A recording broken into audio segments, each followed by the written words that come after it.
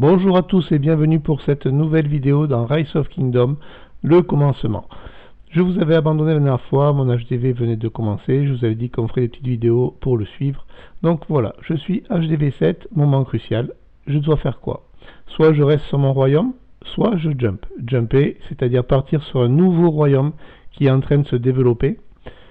Comme ça, je repars sur ce royaume en ayant déjà récupéré des accélérateurs, des récompenses et j'ai pris un peu de puissance. Donc j'arrive là-bas avec un léger petit avantage. Quand vous êtes free to play, ça vaut le coup de faire ce petit jump, c'est-à-dire vous commencez sur un royaume, vous passez 8 jours sur le royaume, 8-9 jours, vous récupérez tout ce que vous avez à récupérer sur votre village, vous montez votre hôtel de ville niveau 7, surtout pas plus, sinon vous ne pourrez pas utiliser ceci qui va vous servir à vous téléporter. Voilà, ça c'est une téléportation débutante. Donc vous pouvez l'utiliser sur le royaume pour aller n'importe où sur la carte. Et vous pouvez l'utiliser pour changer de royaume. Donc c'est-à-dire vous partez sur un nouveau royaume. Voilà comment ça se passe. Donc on va dézoomer. Tac. Donc vous cliquez sur la Terre. Et là, vous cliquez sur le nouveau royaume qui vient de se créer, vous faites téléporter, et comme vous avez une téléportation débutante et que vous n'avez pas l'HDV 8, c'est-à-dire vous êtes arrêté au 7, vous pouvez changer de royaume. Si vous passez le 8, c'est fini, les téléportations débutantes ne fonctionnent plus, que ce soit pour jumper ou que ce soit pour partir de royaume. Donc voilà. Si vous avez décidé de rester, vous avez trouvé une petite alliance sympathique, du coup, comment ça se passe? Vous allez devoir vous regrouper sur la map. Vous voyez sur la map là en haut, on est tous éparpillés. Donc le but c'est de se regrouper. Donc surtout c'était au départ bien garder les téléportations débutantes pour pouvoir vous en servir et venir vous remettre avec vos nouveaux amis de cette alliance. Alors pour utiliser la téléportation débutante ou toute autre téléportation, mais comme il n'y a pas de territoire, vous serez obligé d'utiliser la débutante. Surtout, ne pas dépasser l'HDV 7 pour pouvoir changer de place. Sinon, vous n'aurez plus de téléportation débutante. Il faudra vous acheter une nouvelle téléportation qui va vous coûter des gemmes. Donc c'est dommage. Donc gardez bien cet HDV 7 jusqu'à ce que vous avez trouvé votre alliance. Donc vous cliquez sur Objet, vous cliquez sur Autre, Téléportation, donc vous faites Utiliser, et là, il suffit tout simplement de se placer sur la zone où vous voulez aller. Une fois que le village est vert, c'est qu'il n'y a pas d'encombrement. Vous voyez, si je me mets ici, je ne peux pas téléporter. Si je me mets là, je peux téléporter. Vous faites téléporter et vous vous retrouvez donc dans votre village avec vos amis. Et là, à ce moment-là, vous allez pouvoir construire la forteresse. Donc ça, c'est la base, c'est le début du jeu, c'est construire la forteresse pour pouvoir démarrer l'alliance et pour pouvoir avoir un territoire. Donc comment faire? Une fois que vous avez téléporté votre village, donc voilà, je suis ici, tac, donc vous cliquez tout simplement sur la forteresse, vous faites construire, vous faites appuyer pour rejoindre, nouvelle troupe, et là, vous choisissez votre commandant que vous voulez envoyer, hop, voyez, on choisit le commandant, on met les troupes qu'on va envoyer et on fait marche. Donc là, on part dans la forteresse. Et là, vous voyez, il va rester 15 heures pour la construire. Donc, c'est-à-dire que là, au bout dans 13 heures maintenant, comme j'ai rejoint, mais notre forteresse sera construite et on pourra commencer à avoir du territoire. Donc, voilà pour ce petit départ.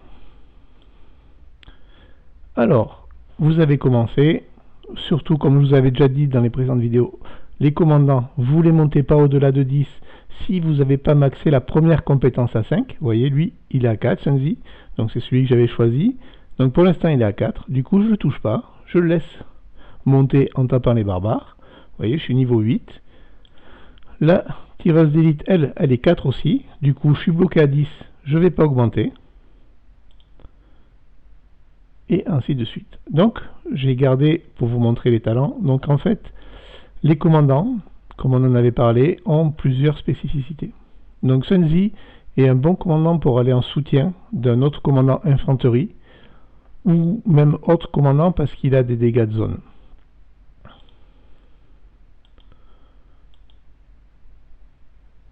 voyez, on doit la voir ici, hein, sur une zone en forme d'éventail et leur inflige des dégâts supplémentaires. Donc c'est-à-dire que quand vous le mettrez en commandant principal ou secondaire, vous aurez une zone où il va pouvoir taper plusieurs adversaires. Donc des fois c'est intéressant même de le mettre avec un commandant qui n'est pas infanterie. Mais il est aussi intéressant en garnison. Donc en garnison, voilà, c'est le talent. Donc on est ici, garnison. Donc pour le talent, vous devez choisir dans tout ça, soit les compétences, soit l'infanterie. Donc moi ce que je conseille, ça serait plus de le mettre en garnison. Comme ça vous pouvez le garder pour défendre des drapeaux pour l'instant, puisque vous n'avez pas de commandant plus fort. Du coup, tout simplement, ici on a des points de talent qui correspondent au niveau qu'on a amené notre commandant. Donc il suffit de les attribuer. Tout simplement, on clique. Par contre, une fois qu'ils sont mis, on ne peut pas les enlever. Pour les réinitialiser, il faut payer des gemmes ou avoir un réinitialisateur de talent. Excusez-moi. Donc, garnison. Donc au départ, vous prenez les points de garnison. Alors, il y a deux choses. Soit vous vous en servez garnison pour votre village, soit vous en servez garnison pour les drapeaux. Donc pour les drapeaux, il n'y a pas besoin de prendre tout ce qui est tour de guet. Ça sert à rien, ça ne marche pas dans un drapeau. Donc on va s'en servir pour défendre nos drapeaux au départ. Donc on va prendre tout ce qui est garnison sans les flags. Voilà. Donc là, vous voyez, j'ai augmenté l'arbre de talent de mon commandant. J'ai plus la petite flèche et j'ai plus le petit rond avec le nombre de talents à mettre. Donc pareil. Donc pour Sarka, c'est des commandants de récolte. Je vous conseille de vous en servir en récolte. Donc on y va. Vous placez les talents sur les récoltes. Vous voyez, pareil. Ensuite, ça c'est l'or, la pierre, le blé, le bois. Donc vous revenez sur Sarka et ici sa compétence qui est là, bonus de récolte. Donc on vous dit qu'elle récolte vite tous les ingrédients de récolte. Donc vous pouvez l'augmenter sur tout. Donc moi je vais l'augmenter sur l'or parce qu'on en a besoin pour faire les recherches. Donc je vais m'en servir surtout pour l'envoyer sur des stocks d'or pour l'instant. Après on a Constance, pareil ici, compétence de récolte. Donc elle, on nous dit ah, c'est le bois, donc elle a un bonus de vitesse de récolte pour le bois. Hop. Et vitesse de récolte de nourriture et de pierre que de 2. Donc bonus de vitesse de récolte des autres ressources, on l'a là. Donc en fait, quand elle va monter en compétences que vous aurez débloquées, le niveau 1, niveau 2, niveau 3, niveau 4, niveau 5. Donc ce que je vais faire, je vais la commencer. Après, de toute façon, tous les commandants auront tout. Mais je vais commencer par mettre sur le bois tous mes talents. Ensuite, donc, comme on en avait parlé, la tireuse d'élite, celle qui va être bien, ça va être celle-là, c'est pour les barbares. Donc les talents, moi je les ai mis maintien de la paix pour pouvoir venir sur la réduction de PA. Vous voyez ici, donc réduit de 10 le coût de point d'action. Donc c'est-à-dire que par barbare, je gagne 10 points d'action par rapport aux autres commandants. Et donc là, ça augmente l'expérience obtenue en éliminant les barbares. Ensuite, lui, je n'ai pas encore monté. Donc lui, ça sera plus un archer. Donc soit on peut le mettre côté archer, soit côté compétence. Ou vous pouvez en servir aussi en garnison. Donc la même chose que Senzi. Donc voilà, Tomeo, c'est un petit commandant qui est sympa pour en second. Par exemple, pour aller avec Kusunoki. C'est-à-dire vous le mettez en premier, vous la mettez en second. Donc ça va bien si vous mettez du full archer. Après on a Lancelot, ça va être surtout pour tout ce qui est rapidité au départ pour vos cavaliers. Donc il y a un arbre de talent à respecter, vous voyez on a mobilité. Donc il faut aller chercher en fait tous les points de vitesse. Vous voyez on a des points de vitesse comme ça, quand on regarde, qu'on augmente de 5% la vitesse de marche pendant 5 secondes. Si vous venez ici, celui-là augmente la vitesse de marche des unités de cavalerie. Vous avez pareil ici quand les troupes normales sont attaquées. Et vous en avez d'autres normalement de ce côté. Alors ça c'est les points d'action pareil.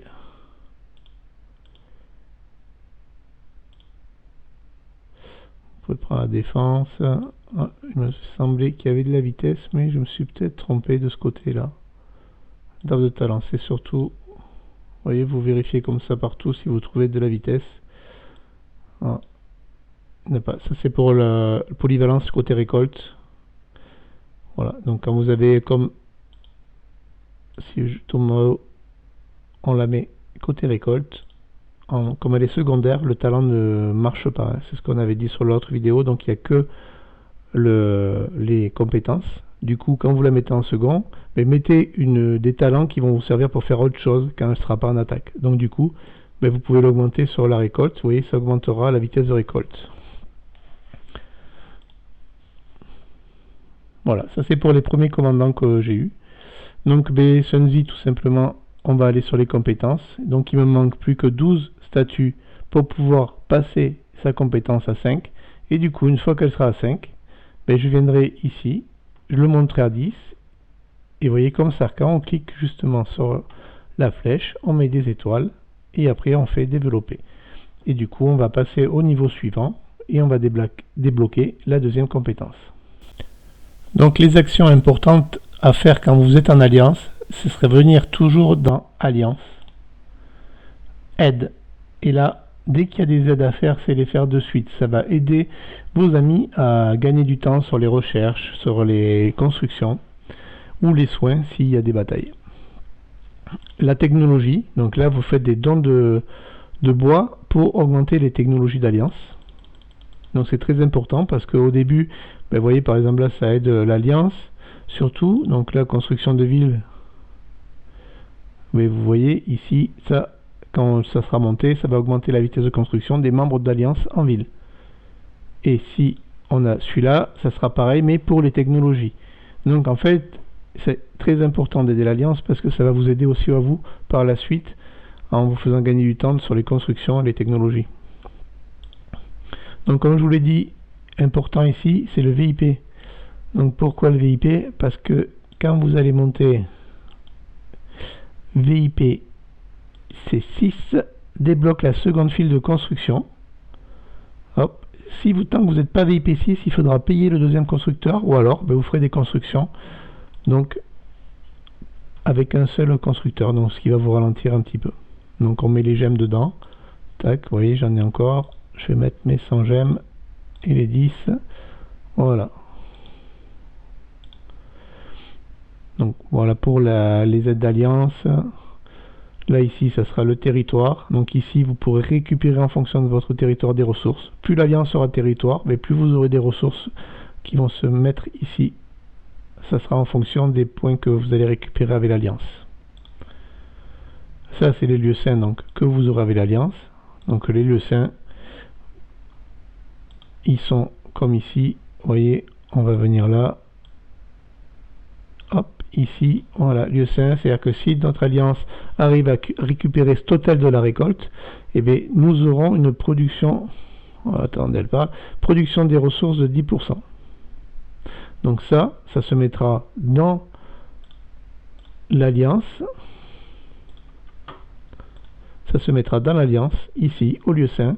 Nous aurons l'hôtel qui va s'afficher avec un bonus, et puis nous aurons ce bonus, tous les membres de l'alliance. Hop, vous voyez les aides. Tac, on a tout le monde. Donc ça c'est important aussi. La réserve, tout ça c'est ce que va avoir votre alliance en fonction des points de ressources qu'elle va prendre sur le territoire. Donc au début il n'y en a pas besoin de beaucoup, mais au fur et à mesure plus ça va construire, plus les drapeaux vont coûter cher. Un petit coup de boost. Donc là ici vous avez les départs quand vous commencez, donc les récompenses. Donc ce que je vous disais, vous voyez, c'est de rester, si vous voulez jumper, c'est de rester les 5 jours. Vous récupérez toutes ces récompenses et les récompenses qu'il y a dans le coffre. Et quand vous allez jumper sur le nouveau serveur, vous allez à nouveau récupérer ces récompenses-là. Donc ça va vous faire 2 fois les récompenses. Donc c'est important si jamais vous avez envie de partir assez puissant, sans payer. Du coup, c'est de faire ce système-là. C'est-à-dire vous passez les 6 jours, parce que ici le coffre sera débloqué, si je me souviens bien, au bout de, vous voyez, dans 3 jours et 5 heures. Donc là on est au 4e jour, donc ça fait plus, ça fera 7 jours. Donc il faut rester 7 jours et après vous partez sur le nouveau et vous recommencez à nouveau en récupérant les récompenses. Surtout vous gardez tous vos accélérateurs si vous voulez faire ça.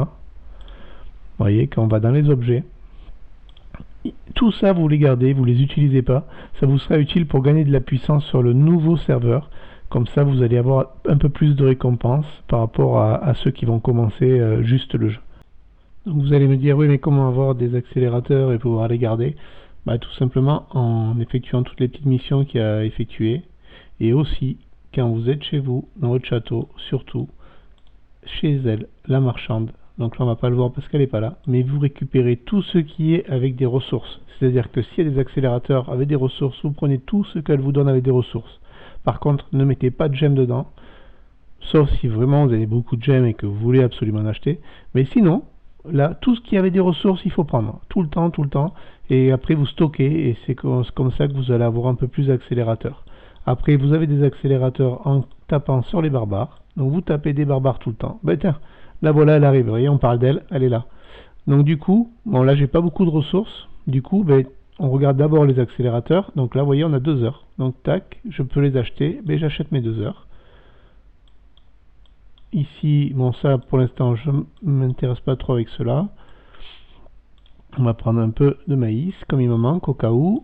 Et là, hop, vous voyez, j'ai bien fait de prendre le maïs parce que là du coup, je vais récupérer des 3 heures. Donc je prends tout ce que j'ai en ressources. Hop, pas de gemme. Et là, je prends mes 3 heures et tous les accélérateurs qu'il y a avec. Donc voilà comment on peut avoir des accélérateurs si on prend vraiment tout ce qu'elle donne. En plus au début elle en donne pas mal, donc ça vaut le coup de les récupérer. Merci à tous d'avoir suivi cette vidéo, j'espère qu'elle vous a plu. J'ai essayé de parler un peu de tout ce qui se passe au début. Donc une petite dédicace à Timelia qui est dans notre alliance de nouveau et qui avait du mal à se téléporter cet après-midi. Bon jeu à tous et merci.